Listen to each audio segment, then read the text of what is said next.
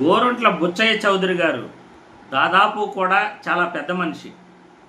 అటువంటి పెద్ద మనిషి కొన్ని సందర్భాలలో ఏం మాట్లాడతాడో ఆయనకైనా అర్థం అవుతా ఉందా లేదా నాకైతే అర్థం కావట్లేదు. ఎందుకంటే ఎవరో ఒక సామాన్యుడు జగన్మోహన్ రెడ్డి పర్యటనలో ఒక సినిమా డైలాగ్ పెట్టుకొని పోస్టర్ పెట్టుకొని అతను ఏదో ఆవేశంలోనో లేకపోతే తెలుసో తెలియకో ఒక పోస్టర్ పెట్టుకొని నిలబడ్డాడు. అది సినిమా డైలాగే. అది ఆ సినిమా డైలాగ్ని అందరూ కూడా చూశారు. అది famous cinema, Allu Arjun cinema Pushpa 2 cinema. అటువంటి సినిమా డైలాగ్ని అతను పోస్టర్గా పెట్టుకున్నాడు. దాన్ని జగన్మోహన్ రెడ్డికి ప్రెస్ మీటింగ్లో జగన్మోహన్ రెడ్డికి ఆ డైలాగ్ గురించి జర్నలిస్టులే తెలియజేశారు. అయ్యా, అది సినిమా డైలాగ్ అని మీరే అంటున్నారు కదా, మరి అటువంటప్పుడు దానిపైన రియాక్ట్ అవ్వాల్సిన అవసరం ఏముంది? అంత పెద్ద విషయం కాదు కదా.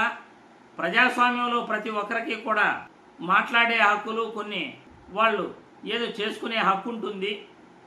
అతనేమి సినిమా పోస్టర్ పెట్టుకునే కదా నిలబడింది అని జగన్మోహన్ రెడ్డి గారు జర్నలిస్టులు అడిగిన ప్రశ్నకి తెలిపారు. కానీ బుచ్చయ్య చౌదరి గారు ఎందుకు ఆవేశపడుతున్నాడో నాకైతే అసలు అర్థం కావట్లేదు.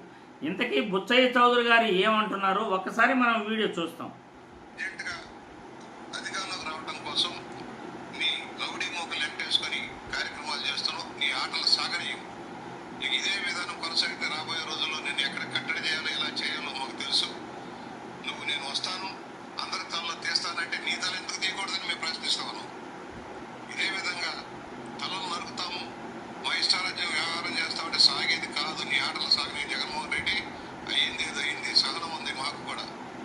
చాలా ఓపికగా ఉన్నాము. మా ఓపిక నశిస్తే, మా కార్యకర్తలు తిరగబడితే నీ పరిస్థితి అర్థం చేసుకో. రోడ్డు మీద తిరగలేని పరిస్థితి తెచ్చుకోవద్దు.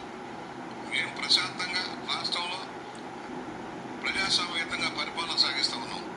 రాష్ట్రంలో ప్రశాంతంగా ప్రజలకు మేలు చేసే కార్యక్రమాలతో పరిపాలన సాగిస్తున్నారట. రాష్ట్రంలో ప్రశాంతంగా పరిపాలన సాగిస్తుంటే జగన్మోహన్ రెడ్డి అడ్డుపడుతున్నాడట. జగన్మోహన్ రెడ్డి తలలు నరికేస్తాను అని అన్నాడట. జగన్మోహన్ రెడ్డి తలలు నరికేస్తాను అని ఎప్పుడన్నాడో నాకైతే అసలు అర్థం కావట్లేదు.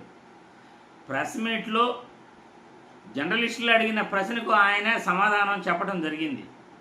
అలా అని చెప్పి నేను తలలు నరికేస్తాను అని జగన్మోహన్ రెడ్డి ఎక్కడా కూడా అనలేదు.